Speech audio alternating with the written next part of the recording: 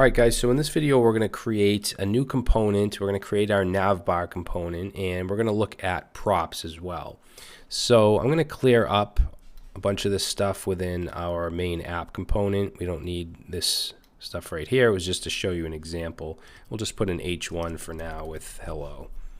Okay, and I had my browser zoomed in before, that's why it was so big, if you were wondering. Now I'm going to create a component. So in the source folder, I'm going to create a folder called components. Now it's up to you how you want to structure your components. Sometimes people will put just all the component files in this one folder. I like to break it up, especially if you have quite a few components. So I'm going to create another folder in here called layout. And inside layout, I'll create my navbar component. Now common convention is to use an uppercase, begin your file name with an uppercase. So uppercase N navbar.js, and we can create our component. Now I'm going to start off with a class-based component, and then I'll talk about state in a little bit and functional components and the difference and all that. But we're going to start off with just using kind of the same, syntax class-based component. Now, instead of typing it out, I can actually use my ES7 React Redux snippets extension. If we go down to, let's see, right here, React components, we can generate all types of formatted components, class-based. We can export up at the top, or we can export at the bottom, which is what I like to do. We could do functional components, arrow function components. So the one we're going to use right now is RCE, which is going to be a class-based component that exports at the bottom. So let's do RCE enter or tab, and it just creates a class. The name is going to be based on your file name, and then it exports at the bottom. All right, so in here I'm just going to put for now just let's do an H1, and we'll just say navbar. And I'm going to go back to app.js, and I want to bring this in, so I'm going to import navbar from, and then the file, which is in components / layout / navbar. And then to insert it, we can just simply put in basically a custom tag with our component name like that. So if I save and I go back, we get our H1, okay, or we get our component that has an H1 in it. So I'm going to add a couple things here. I don't want to return a div. It's actually going to be a nav. And I'm going to add a couple classes using class name. We want navbar, and I'm going to give it a background with BG primary. So if we go ahead and save that and take a look, we get this. And the reason it looks like this is because of our CSS file. If you were using Bootstrap or some other framework, you could use those classes. If you had a custom CSS file that you created, you could also use those. So I'm also going to use Font Awesome because I want to use a little logo here. I'm going to use a Font Awesome icon. So if you go to fontawesome.com/start, you just need to copy this link right here. And we're going to put this right in public index.html. I'm going to put it right above the title. That way we can use icons.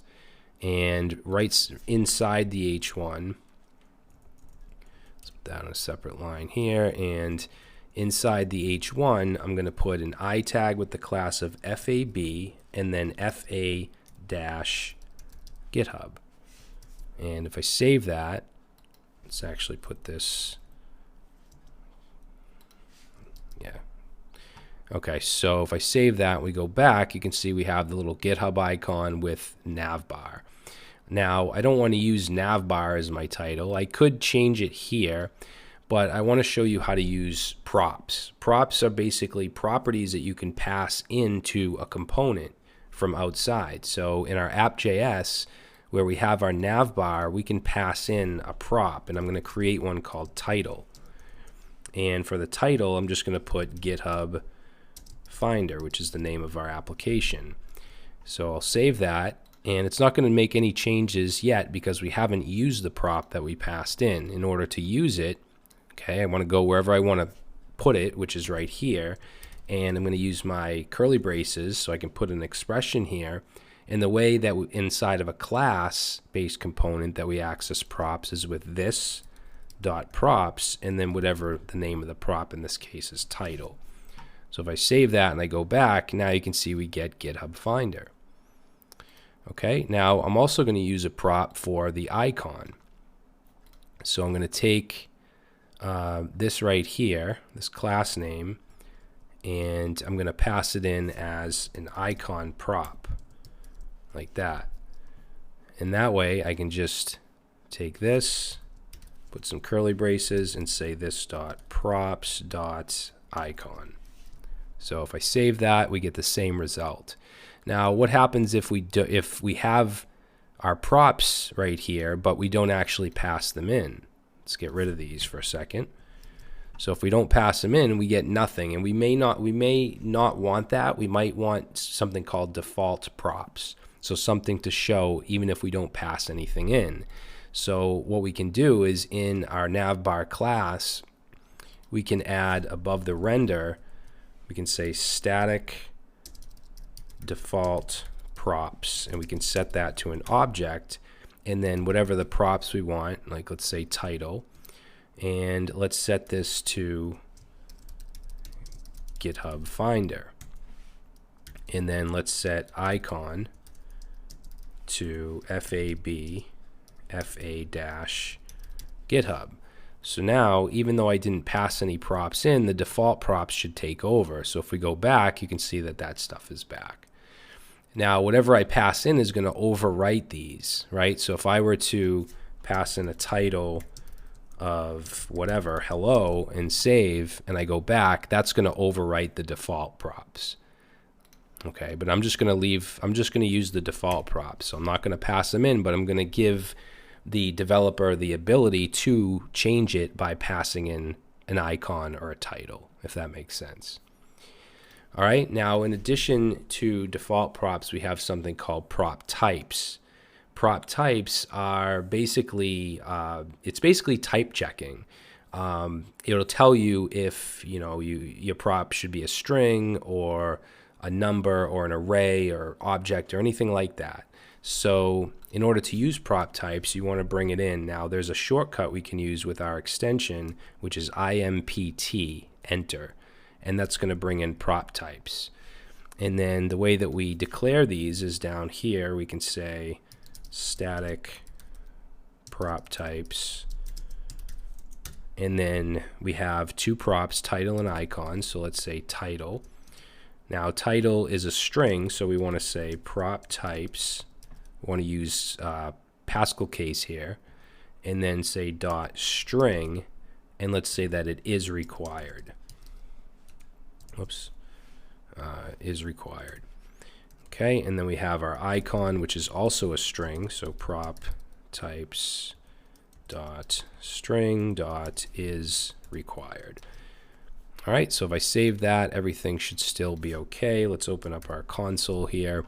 Now what I want to do is pass something in that is not a string, and you'll see that it'll tell us that it's wrong. So I'll go into my app component and just temporarily create, let's just say const, I don't know, we'll just create an array of numbers. All right, and let's pass that in as the title. So we'll say title equals numbers. Okay, now if I save this and I go back, we're going to see this warning over here that says failed prop type, invalid prop title of type array, that's what we passed in, supplied to navbar, but it expected a string. Okay, so we're going to get this warning. It's still going to compile and it's still showing, but it's going to give us this type check warning. Okay, so it's a little like using TypeScript or something like that. Now, if we were to change inside navbar the title from string to array, then it's not going to throw the error because we're looking for an array and that's what was passed in. Okay, but I'm just going to put that back to string and just get rid of that just to show you how that works.